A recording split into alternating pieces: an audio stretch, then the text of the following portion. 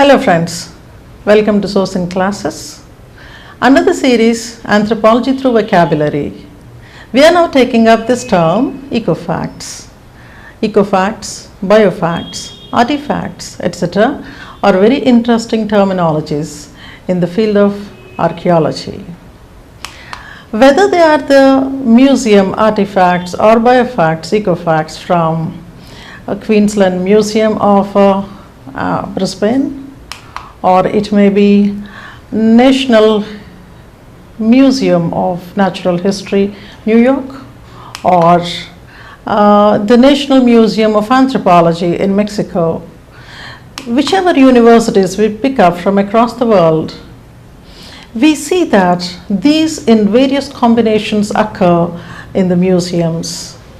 When it comes to ecofact, it is something that has to be recognized apart from aspects such as artifacts, which may be something of this kind, which you see in the Paleolithic cultures. This is something called hafting, hafter tool. These are certain tools, certain ornaments that are manufactured from various stones. And this is something very interesting that you can see. This is a stone which was unearthed in the old peak downs of Australia. Now, when we are looking at all these different types of materials that we find in the archaeological digs, we have to understand here that the term ecofacts occurs in a very distinct manner.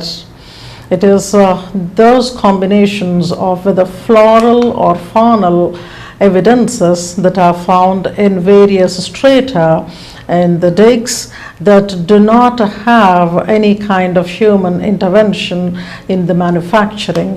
If it always say this, we have a definite evidence of human intervention, or here we see the definite intervention of human intervention. But here, when we look at the stone evidence, we have to see whether the stone belongs to that particular strata or not. The stone actually can tell us a lot of information related to the ecosystem, the geology there.